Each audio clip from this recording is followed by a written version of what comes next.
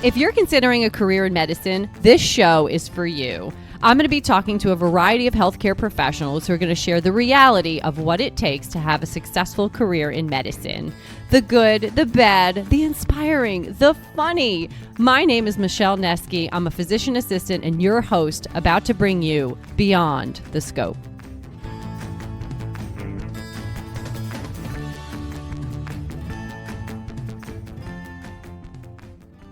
If you've done research into applying to physician assistant school, you know how crazy it is with all the different requirements, programs out there, and how do you choose which one is best for you?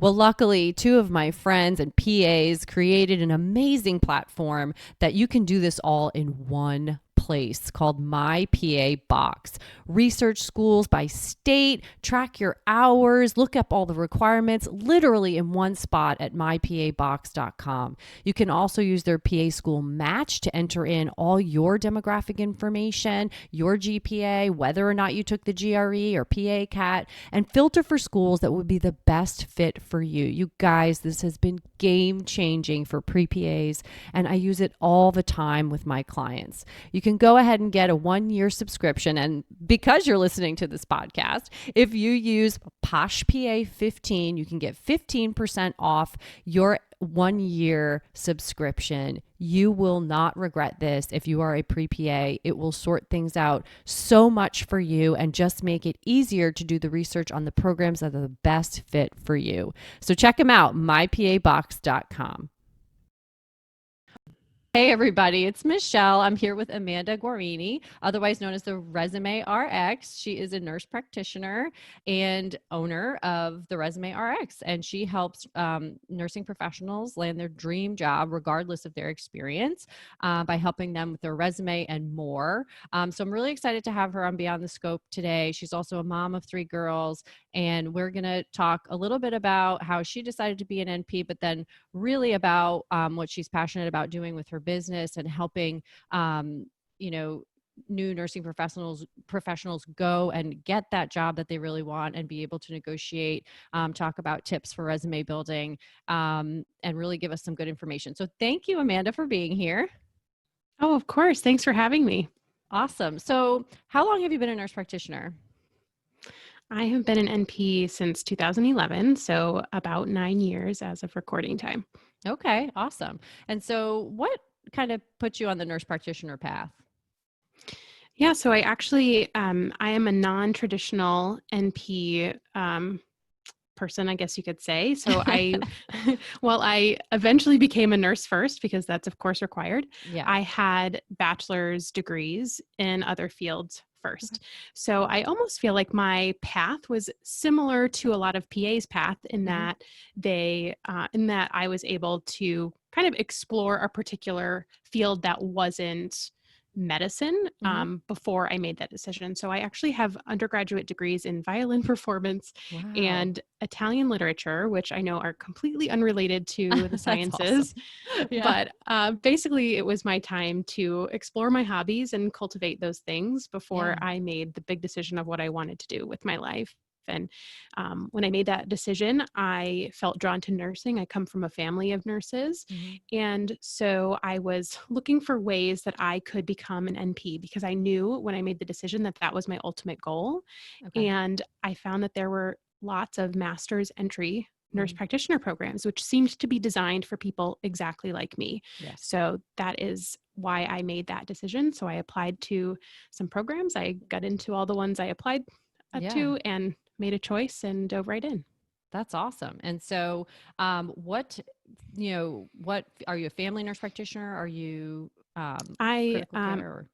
I am adult and women's health. Oh, nice. So, okay. Yes. So I originally wanted to do exclusively women's health or midwifery. I had a tough time deciding. Yeah. And the program I chose, fortunately, did a dual program in adult and women's health. And that turned out to be advantageous because when I graduated and where I moved, there were not many women's health jobs. So I was able to kind of lean on my adult experience. So yeah, that's great. And so in terms of clinical practice, how much are you working now?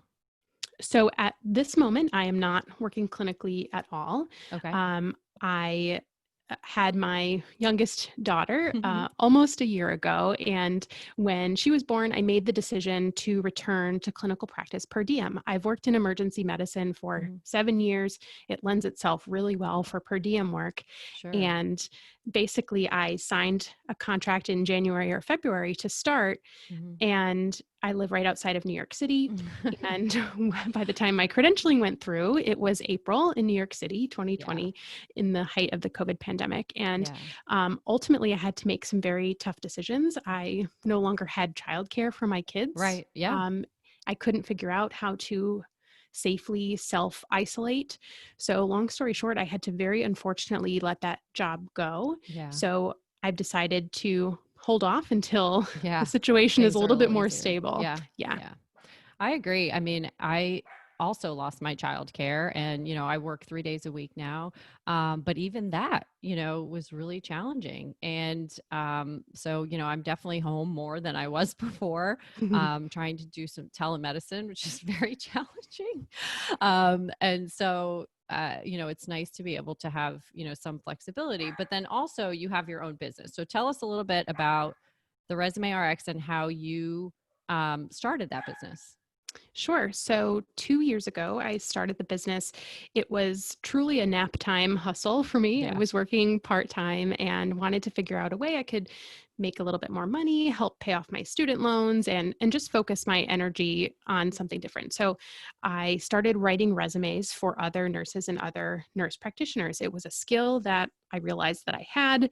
It was a pain that I realized other people had.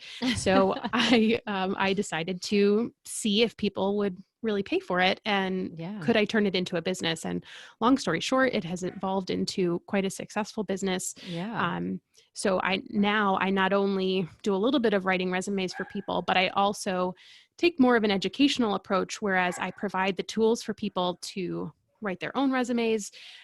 So I have templates and courses, Yeah. self-study programs for that. And it's so much more than the resume for me. It's so much more, the entire personal brand and the Yeah. entire career trajectory. So I, Mhm. really like to educate and put that all together and help Together. empower people to really go after what they want and to do so confidently.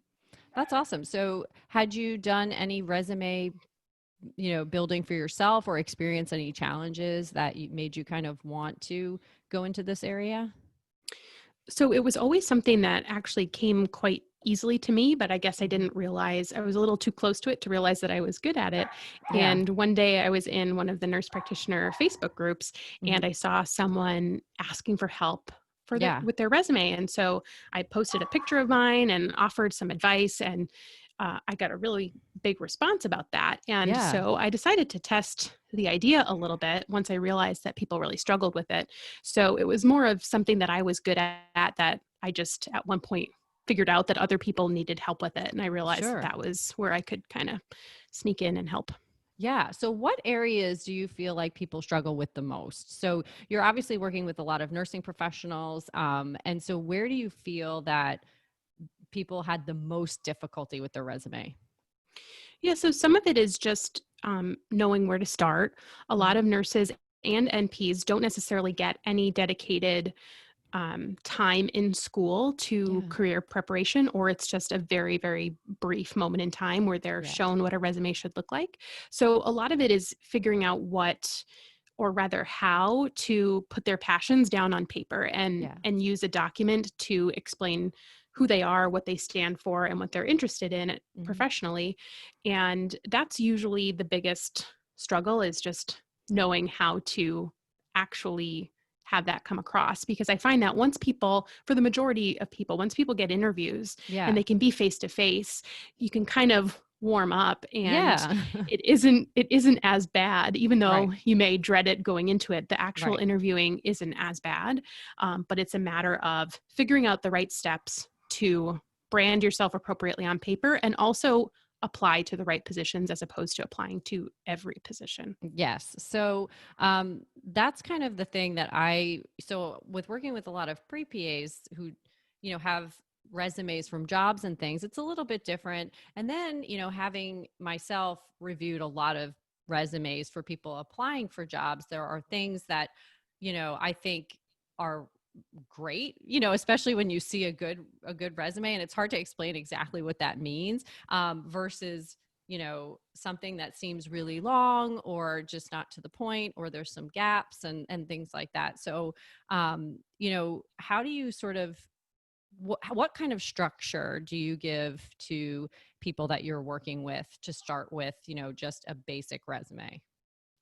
So, the actual structure, I usually recommend starting with some sort of summary or professional profile, which is really that highlight reel, or elevator pitch, I kind of like Mhm. to call it, where Yeah.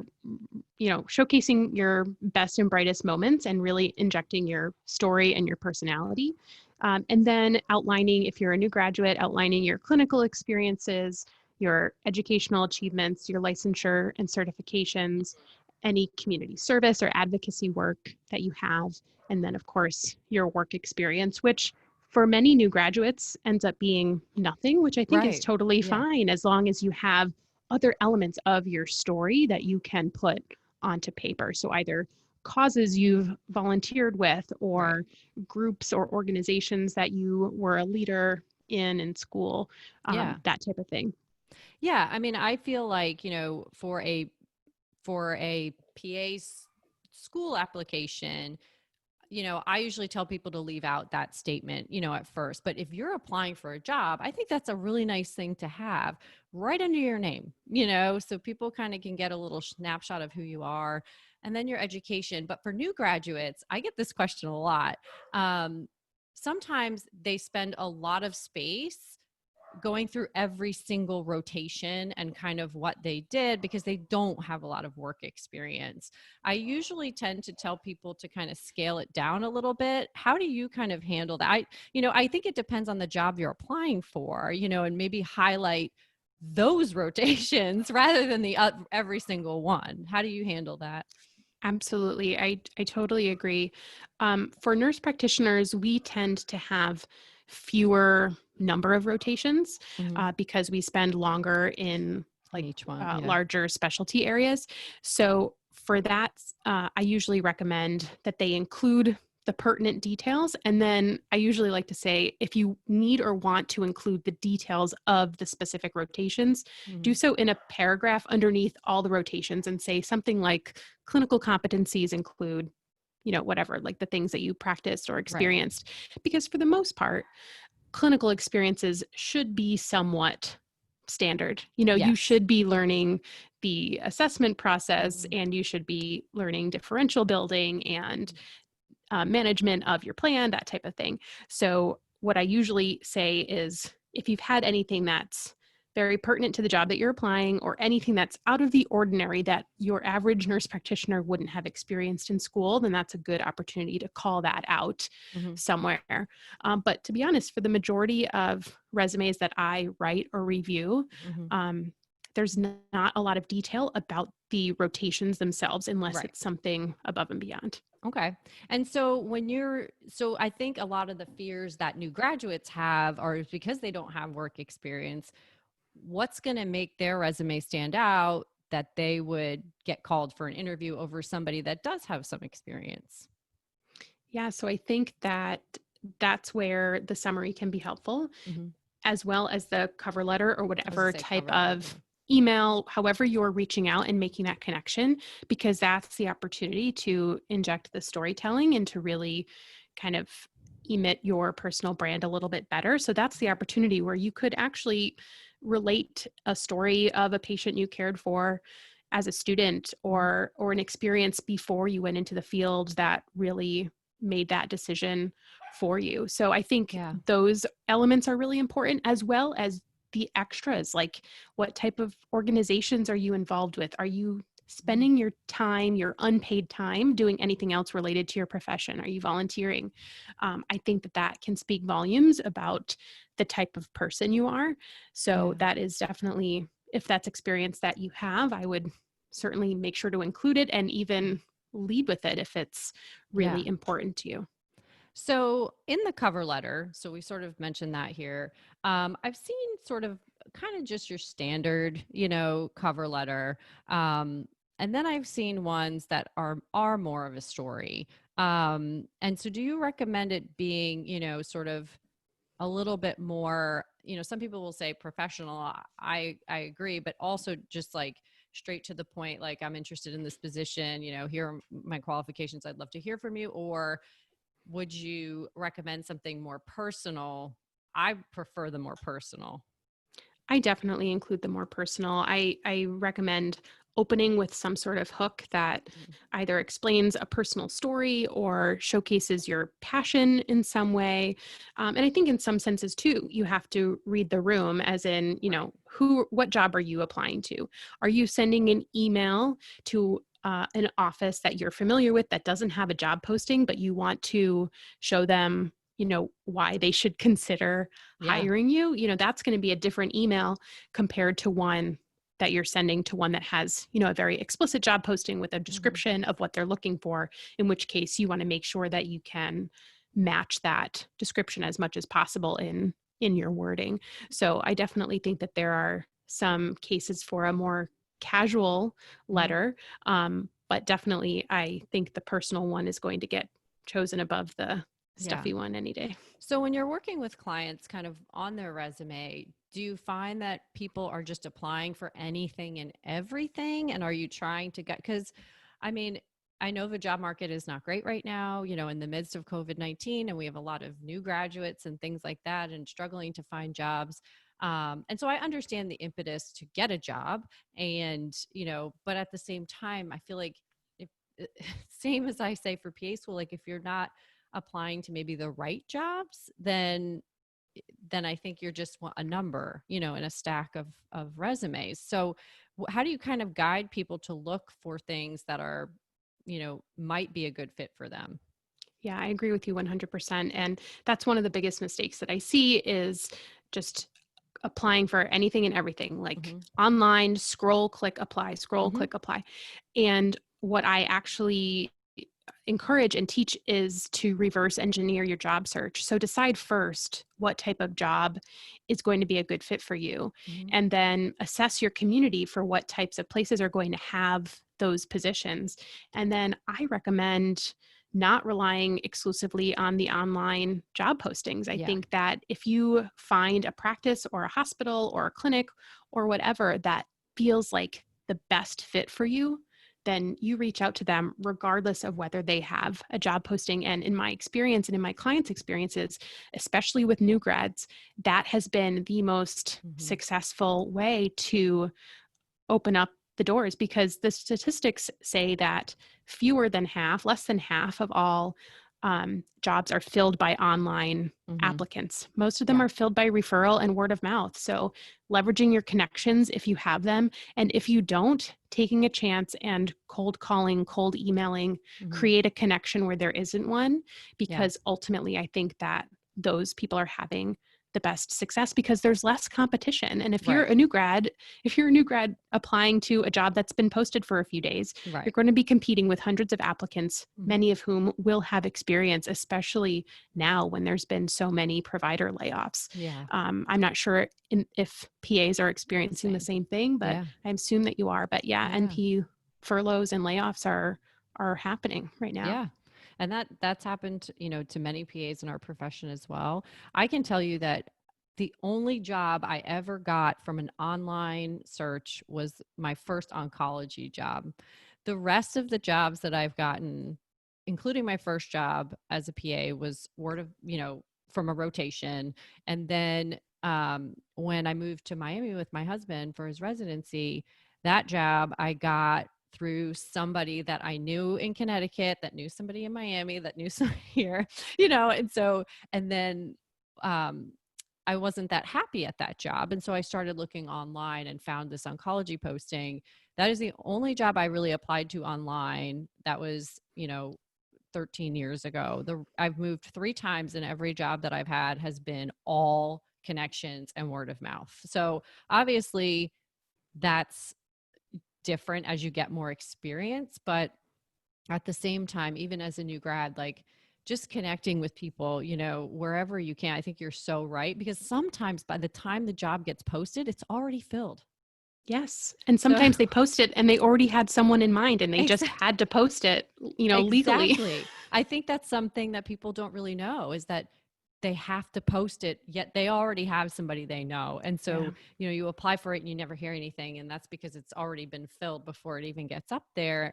And, and that's because of, connections and word of mouth and all of those different things. I also think that, like you said, your community, but your state organizations, like getting involved with the local, chapters and societies and things like that. I mean, that is huge to meet Absolutely. people, especially as a new grad, go to things. I mean, now obviously everything's online, but like, when there were local conferences and things like that, it's just a great place to network, I and totally agree. yeah, and And find the opportunity. and those organizations are doing things online Mhm. now, so you still can participate. And LinkedIn is still Yeah. there, and it's still a great place to connect. But to your point, I recently worked with a client who knew this was a nurse who he knew that when he graduated from school, he wanted to work in the NICU. Mhm. He was 100% committed. So he joined his local chapter of the nursing organization for women's health and obstetrical and neonatal nurses. He went to every chapter meeting. Mhm. He said after each meeting, he emailed the leaders and thanked them for such a great meeting. He Mm. made it abundantly clear to everyone that he met that he was dead set Yeah. on a NICU job when he graduated. And when he assessed his community and narrowed it down to the NICUs he wanted to work in, he had people to ask to Right. say, hey, I'm interested. What can you tell me about this Mhm. organization? And long story short, it led to an interview for a job that wasn't posted, and he Right. started this week. So Right. That's it, awesome. yeah, Yeah. I mean, it just, it really speaks volumes to that. I find that a lot of the jobs listed on the big sites, particularly like ZipRecruiter and all of those places, it's just you're up against just so much, and yes. so just scaling it back to the area where you live and community, it's a smaller pool and I think allows for better success. Now, when you help clients kind of get their resume in and everything like that, are you working with them too on what they should be asking for from a job? Yes, so that's definitely part of the conversation, especially for new graduates who may Mhm. not have been employed in that role before. So I like to make sure that I'm showing them the things to look for in a job or during an interview that's going to be either a red flag or a Yes. green flag, if you will, so that they can work on that intuition of knowing what's going to be a good fit. Because I Right. think that that does, at least for me, I'm kind of an intuitive gut person. And so I'm trying to pass that along because I think that they need to know the things to ask to make sure that it's a good fit, and that it's going to be a smart decision financially for them Hmm. when they sign a contract or an agreement. What would you say are some of the red flags you tell people to watch out for? So if there's no defined orientation period, or Hmm. if you ask about an orientation period and they look at you and wonder what you're asking about, if there's high provider turnover, Yeah. if they're not willing to let you have a shadow shift, I Mm. think that's super important, especially for providers to have even a shadow hour or two Hmm.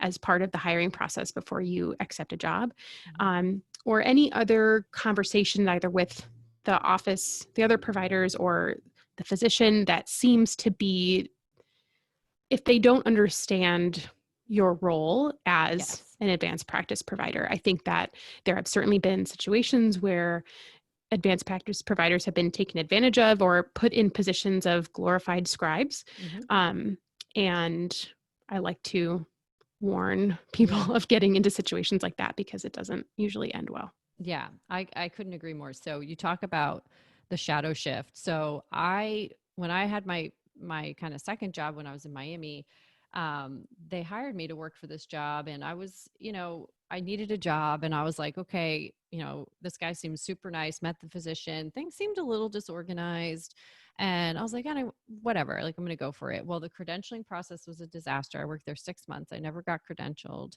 And 3 months in, the physician told me he was leaving.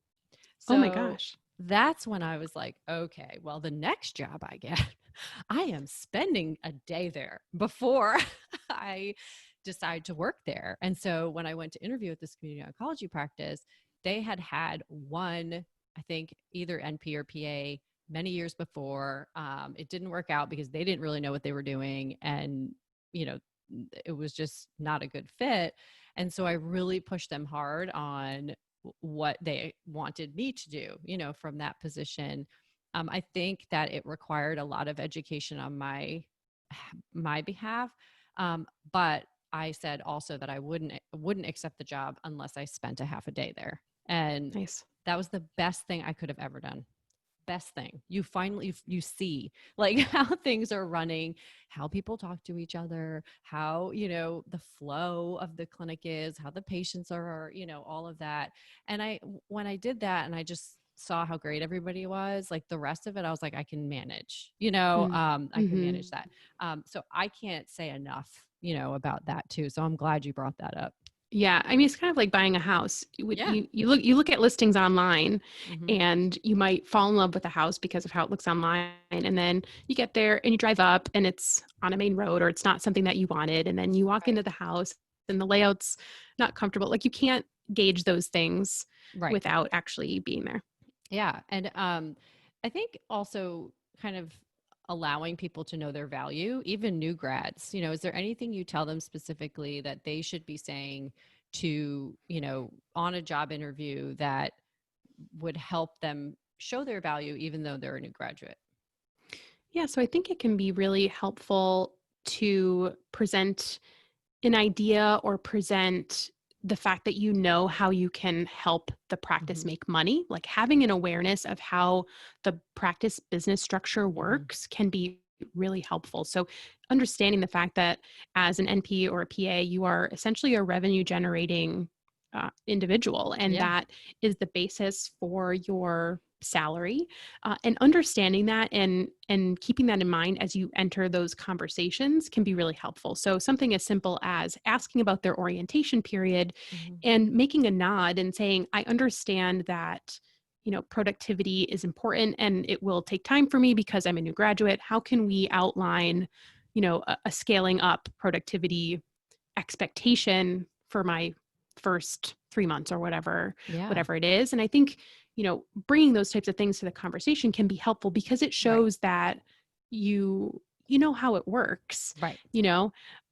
So that's definitely something that I And it's encourage. hard because, you know, I know as a PA student, we don't get a lot of education about that. About, you know, now I think it's probably a bit different than when I went to school years ago. But I think at that time, we didn't learn about billing. We didn't learn about algorithms for building and RVU productivity and what that really means. I kind of learned that, you know, on the job and had to do a lot of education. And I think that, you know, we kind of need to make sure that NPs and PAs really understand that, because at the end of the day, whether we like it or not, healthcare is also a business, and you need to be, you know, generating revenue. They need to see the value of your work from a monetary standpoint as well as everything else. So it's just a piece of the pie. Definitely. It's not everything.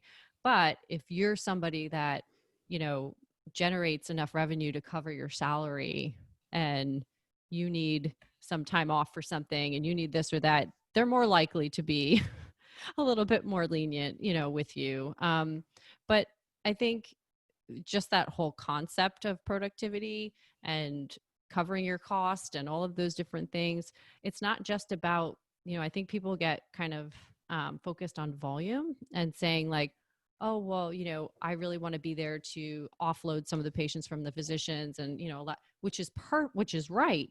But you're also generating a lot of revenue for that practice. And so, you know, just knowing that you're not just there to offload somebody else. You're there also to see patients, help them, and bring in the income as well, is an important piece of the puzzle. So if you're a new grad and you know about that and you can ask specifically what that is, I think it helps too. Yeah, definitely. And I think, you know, I get a lot of questions about, well, if I'm not going to be producing at a high volume to start, how Yeah, can I justify the salary that I want?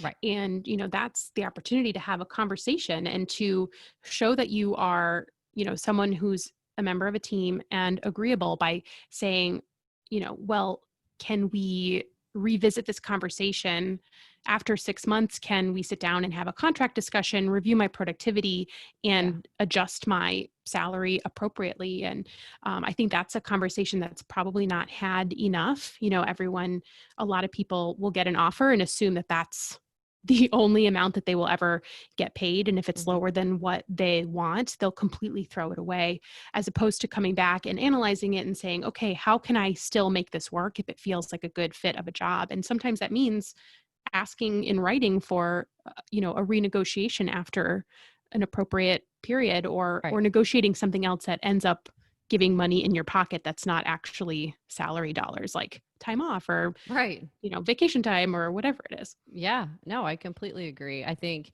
you know, uh, all of that is really everything is negotiable until you sign that, piece of paper. And so I Definitely. feel like, and just making sure that there are, review processes in place, for your professional review, for your professional development, and all of that. And just knowing that there's something that's there, that you're not going to be kind of out in the woods.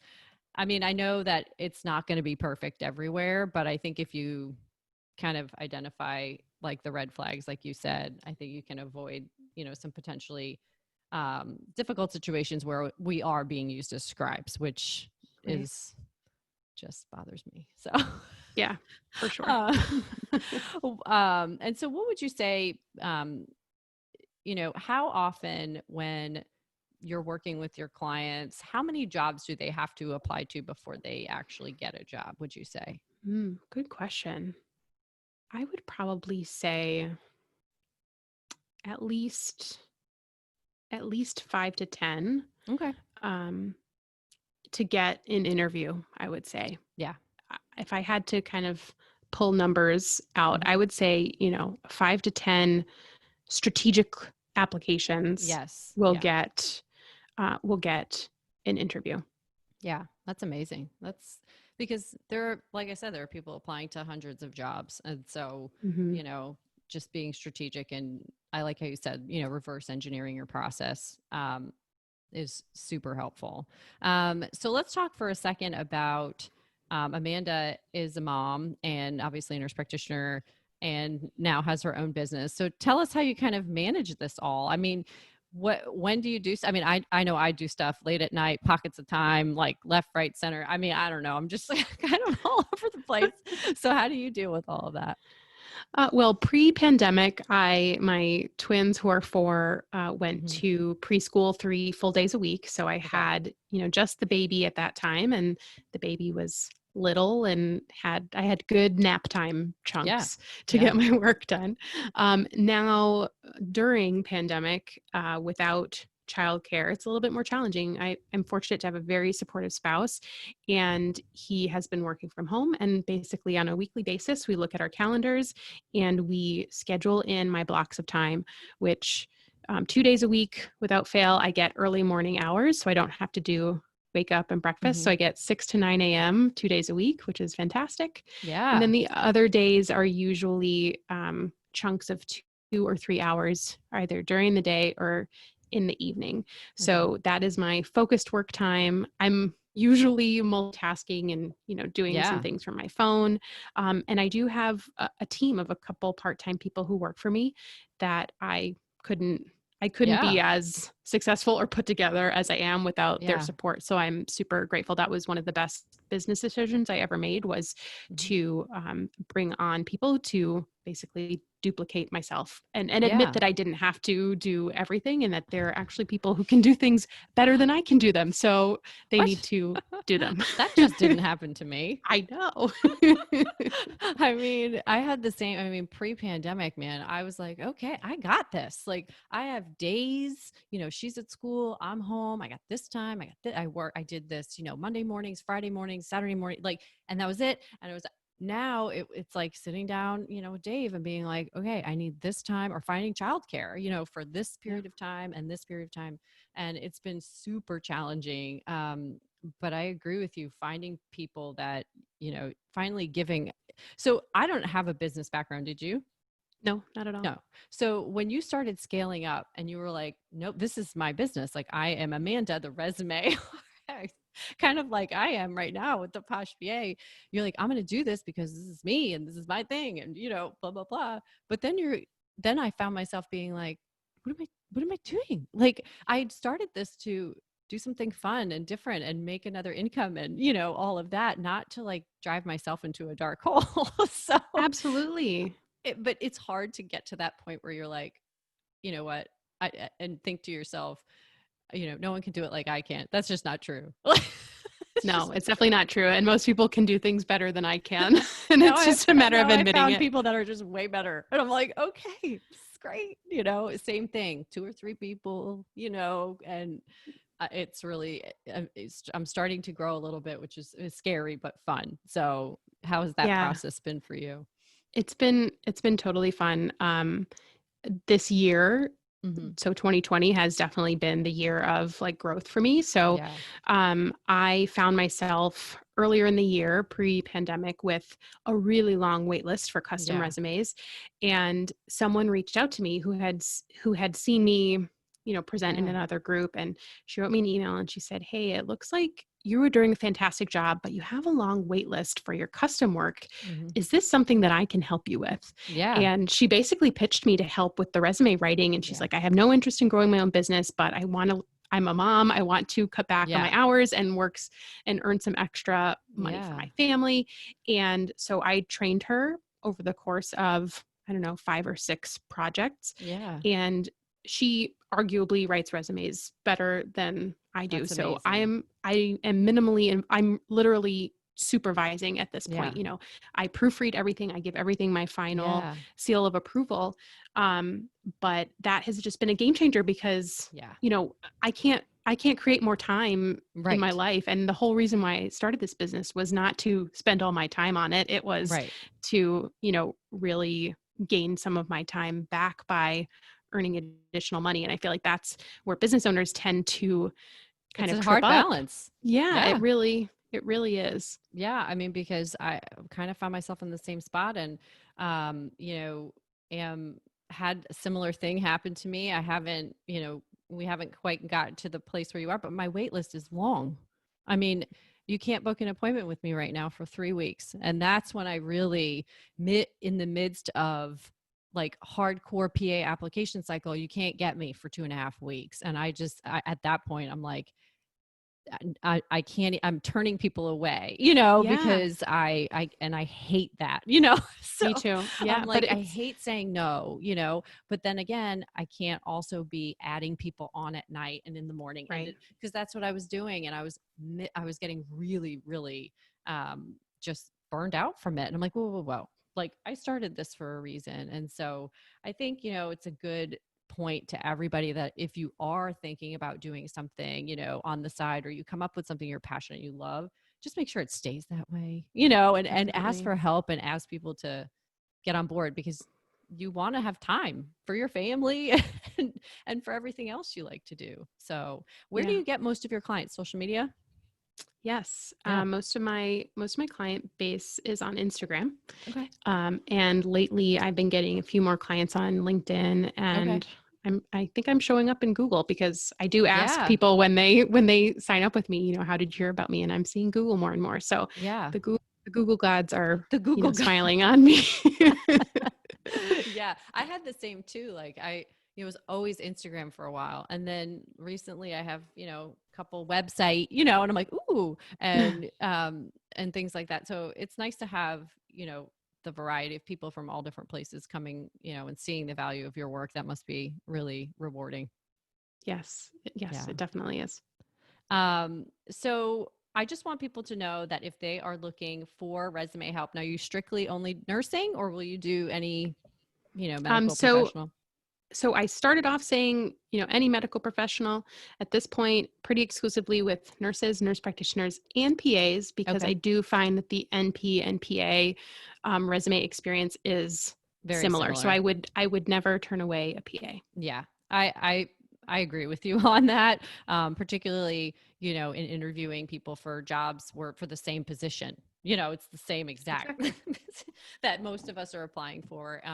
And so that's nice to know that you're kind of focused on, nurses and advanced practitioners. And that's a niche, because I think, unlike physicians who have more of a CV that's like very boring. I've seen Dave's. I'm like, oh my God, this is like 3 pages long. And like, what is this? It's all out of order. I don't, it like makes me tense, where ours are more, I think, like resumes, Yes. and so to have somebody that is kind of in that niche is super helpful and important. So I really appreciate you being here and sharing your guidance. Everybody, you can find her on Instagram, like she said, LinkedIn, um, and reach out if you have any questions about your resume. And you don't have to be a new grad either, right? No, definitely not. Yeah. So if you're applying for, like, okay, one more question then. If you're switching specialties, or you're switching kind of like, if you were a nurse practitioner and you were in, cardiology, and now you're going to oncology, how do you deal with that? We missed that whole topic. Yeah, it's tough. It works out better when you have a reason why you want to Yeah. switch. Yeah. So you have to be able to communicate that reason why. Otherwise, people are going to read your resume and say, why does this person who's worked in cardiology want to work in oncology? So I think that it's totally doable. Mm-hmm. And it helps tremendously if you tell a story why, and even more so if you know somebody or have Yeah. some sort of Yeah. networking connection. But yeah, you just have to acknowledge that you are pivoting, Yeah. and explain that somewhere in your application. Yeah, and I agree with that. I get that question a lot, like, how hard is it to go from something like cardiology to oncology to whatever? I mean, you know, when you're applying for a position, you have experience being a practitioner. So I think Yes. that that is really important. So even though you may not know anything about, that certain specialty, you know how to take care of patients, and that goes a long way, and I think it's easier to kind of make that bounce over. It takes less time to change. Obviously you have to do, a lot of self-learning and things like that, but I don't think you should be scared of doing that, especially if you um, create your resume and, like you said in that statement or your cover letter, just really explain your story and why you want to change, and not that it makes it seem like you're not just applying willy-nilly, because you didn't like your job. Right. So yeah, so that's really important. um, well, thank you so much for being here. I really appreciate it. You guys, say thank you to Amanda. Go give her a follow. Try and get a really awesome resume. I may send you mine after this. But thank you so much for being here. My pleasure. Thanks for having me.